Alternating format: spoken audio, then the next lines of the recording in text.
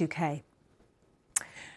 Now, they're designed to live in some of the harshest conditions on the planet and blend in so well with their environment. They're one of the most elusive animals on Earth, but their population has dwindled so much that their survival is not guaranteed. I am talking about these beautiful creatures, the snow leopards. My next guest is Dr. Charudutt Mishra, who has devoted a quarter of a century to the conservation of snow leopards.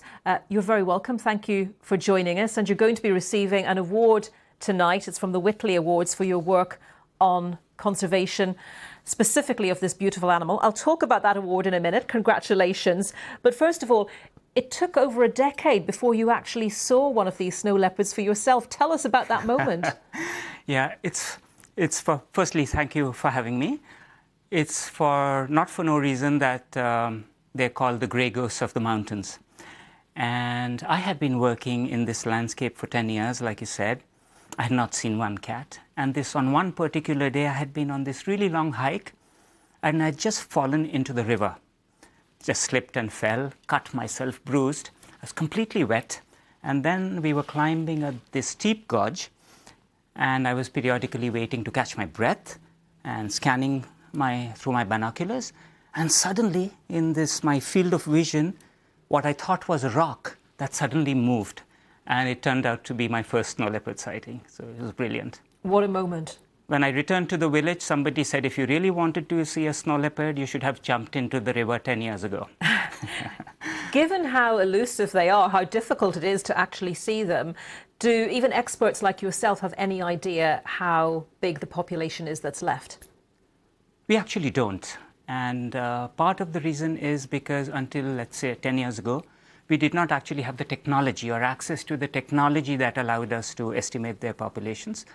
But one of the programs that we have is called PAWS, which is an acronym for Population Assessment of the World's Snow Leopards.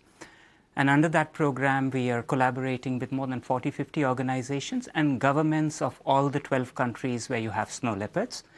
And that exercise is on right now, and within a year and a half, we would have the first scientifically rigorous global assessment of the snow leopard population.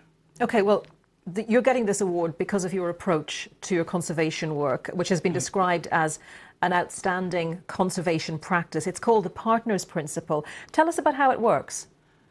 So when I started my own work several years ago, I wasn't trained in community engagement, how to work with local communities to actually effect conservation, how to work with them ethically, equitably, and so on. And I'm a very strong believer that conservation must be done by empowering communities, empowering the grassroots, because we have a whole history of top-down conservation that has led to marginalization of communities, of already poor communities. Survival International estimates 130 million conservation refugees, people who've become homeless because of conservation and setting up protected areas. And I believe that, these people are the biggest allies for conservation, and they're not the enemies. And I think you've got a really good example, haven't you, from a village in northern India about how people's attitudes towards the snow leopard had changed.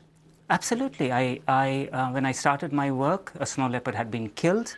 Men and women had lined up to actually beat the carcass of this animal and to curse it for having killed their livestock. Fast forward now, maybe a year back, another snow leopard dies. It dies because it was, it took a fall while hunting.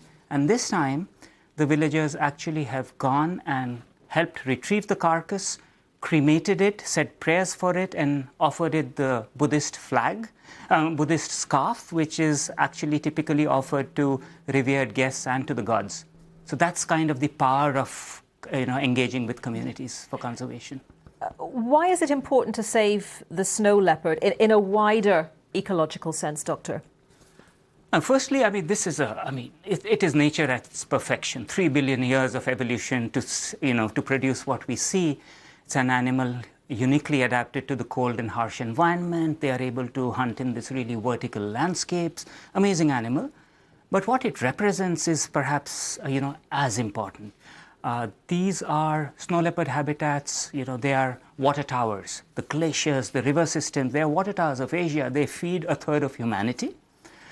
The other species, normally you would call them as maybe snow leopard prey, but these are really amazing, they're less celebrated but amazing species in their own right.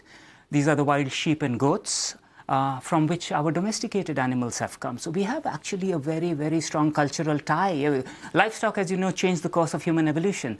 And these livestock actually have originated from some of the wild prey of snow leopards. So it's like the canary in the coal mine. Exactly. If something happens to the population of snow leopards, that's a big warning for the rest of humanity, for the rest of the ecology. I would think so. I mean, if something happens to if the snow leopard goes extinct, I think humanity would have failed miserably.